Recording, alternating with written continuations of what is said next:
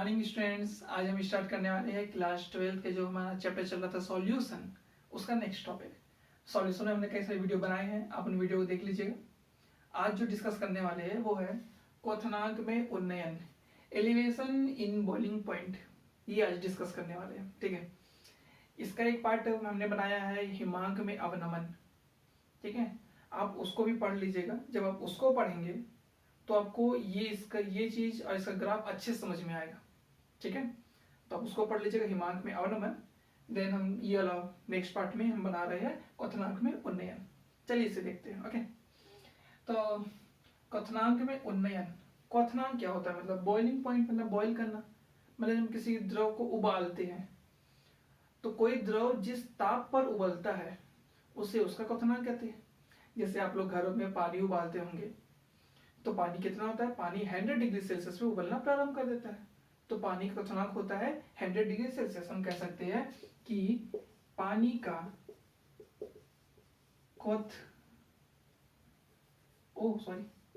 क्वथनांक बराबर 100 degree Celsius, इतना होता है पानी क्वथनांक। तो अब हम देख रहे हैं कि क्वथनांक में उन्नयन, उन्नयन मतलब वृद्धि। मतलब यदि पानी का क्वथनांक 100 डिग्री सेल्सियस है तो क्या इसमें उन्नयन अर्थात इसमें वृद्धि की जा सकती है? वृद्धि करने का मतलब ये है कि पानी अब 100 डिग्री सेल्सियस पे नहीं उबलेगा, उसको उससे अधिक ताप चाहिए तभी वो उबलेगा। मतलब या 110 या 120 समथिंग 135 ऐसा कुछ भी नंबर जो इससे अधिक हो उस पे उबलना चाहिए। तो कैसे किया जा सकता है? तो हाँ, यदि हम पानी में नमक या शक्कर कुछ भी घोल दे, ठीक है, मान लेते नमक घोल देते हैं, तो नमक घोलने से इसका जो क्वथनांक है वो ग्रेटर देन हो जाएगा 100 डिग्री सेल्सियस के। मतलब 100 डिग्री सेल्सियस से तो ज्यादा ही होगा, ये प्रैक्टिकल करके भी देख सकते हैं, ओके। तो पानी का क्वथनांक, पानी यहां पे अभी सिंगल सिर्फ पानी था, मतलब ये विलायक था। हमने विलायक में एक विलेय मिला दिया तो ये विलयन बन गया, ठीक है। पानी और नमक का विलयन बन गया तो विलयन क्वथनांक क्या हो रहा है? ज्यादा प्राप्त होगा 100 डिग्री सेल्सियस से। तो ये चीज है क्वथनांक और क्वथनांक में उन्नयन।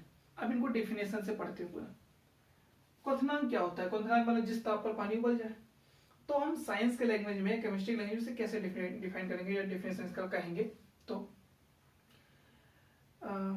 किसी द्रव का क्वथनांक वह ताप होता है, ठीक है। किसी, लिख देता हूं इस चीज को मैं, किसी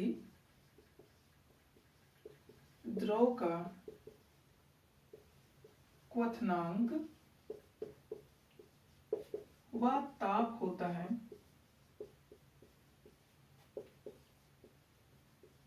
जिस पर द्रव का वाष्प दाब,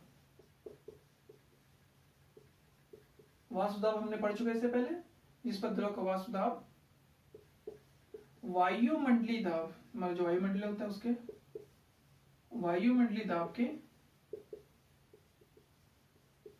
बराबर होता है। किसी द्रव का क्वथनांक वह ताप होता है जिस पर द्रव का वाष्प दाब वायुमंडलीय दाब के बराबर होता है। जैसे ही द्रव उबलना प्रारंभ करता है उसका वाष्प दाब वायुमंडलीय दाब के बराबर होगा, वो उबलना प्रारंभ कर देता है। तो ये था क्वथनांक का डेफिनेशन। और क्वथनांक में उन्नयन क्या होता है? तो जो एक हमारे पास विलायक था तो हमने कह सकते हैं कि विलायक, और दूसरा क्या था? विलयन। विलायक और विलयन के क्वथनांकों के अंतर को, क्वथनांकों के अंतर को क्वथनांक में उन्नयन कहते हैं। सपोज दैट क्वथनांक विलयन का मिल जाएगा अपने को 110 समथिंग और विलायक का मिल जाएगा 100 पानी के लिए, तो 110 में से 100 घटाएंगे तो आएगा 10। मतलब जो 10 है वो क्वथनांक में उन्नयन हो गया, 10 डिग्री वृद्धि हो गई, ये कह सकते हैं। सूत्र लिख सकते हैं इसे, डेल टी बी, बी मतलब बॉइलिंग पॉइंट ऑफ टेम्परेचर, ठीक है। तो डेल टी बी से प्रदर्शित करते हैं सूत्र क्या बनेगा इसका? सूत्र, यदि आप पहले विलायक के तापमान को देते हो T1, इसको देते हो T2, तो सूत्र बनेगा del TV equal to T2 minus T1। ठीक है, ये चीज सिर्फ समझने के लिए था। आपको जो नोट करना है वो ये हेडिंग नोट करना है और ये नोट करना है इधर का पूरा। ओके, इसको नोट कर लीजिएगा। फिर जैसे हम लोगों ने हिमांक में अनोमलिक ग्राफ देखा था, ये वैसे ही ग्राफ है, यहाँ भी देखेंगे। ये ग्राफ ज्यादा इजी है उस वाले से। ठीक है, चलिए देखते हैं।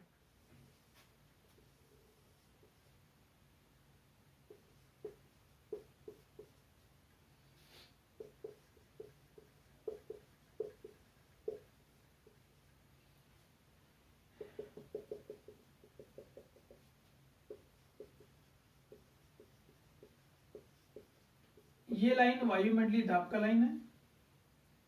एक वाष्पदाब का वक्र खींचते हैं अपन AB, एक वाष्पदाब का वक्र खींचते हैं अपन CD। जिस पॉइंट पर AB होगा विलायक का और CD होगा विलयन का।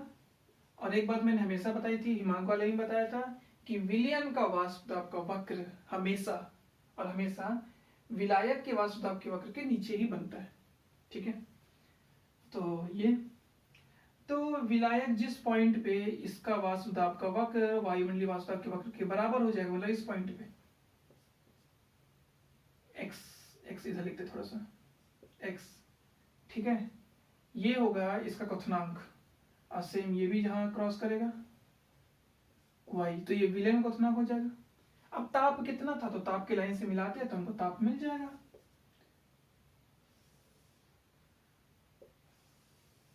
विलायक का ताप था T1, जिस पर उसके वाष्पदाब वायुमंडलीय के बराबर होता है, और विलयन का था T2, जो बिंदु y पर मिलता है, जहां पे विलयन का वाष्पदाब वायुमंडलीय दाब के बराबर होता है बिंदु y पर। सिंपल से ग्राफ बन गया। क्वथनांक में उन्नयन निकालेंगे। अच्छा, इसको जैसे हम लोगों ने हिमांक में अवनमन को 3 पॉइंट पे लिखा था, वैसे भी सेम इसका भी 3 पॉइंट बनाएंगे। चलिए ठीक है, तो पहला पॉइंट, विभिन्न तापों पर वक्र AB जो विलायक के वाष्पदाब के वक्र को प्रदर्शित करता है तथा बिंदु X पर विलायक का वाष्पदाब वायुमंडलीय दाब के बराबर हो जाता है, जिसके संगत क्वथनांक का ताप T1 है या क्वथनांक T1 है। ठीक है, फर्स्ट पॉइंट में लिखना था।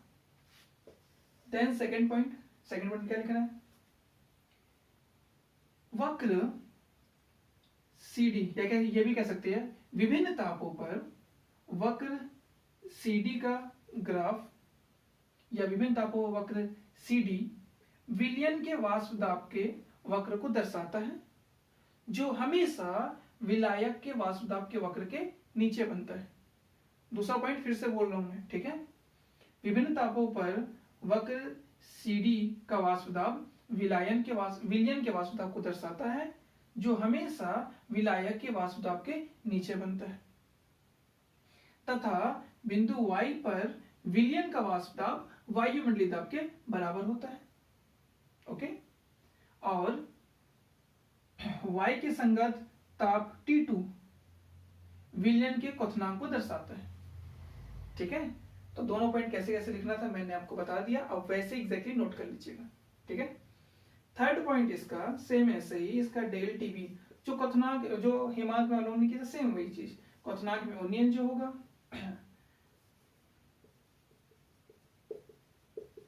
आप यहां पे भी एक चीज शो कर लीजिएगा, del TB equal to T2 minus T1, ज्यादा वाले ताप से कम वाले ताप घटा रही है।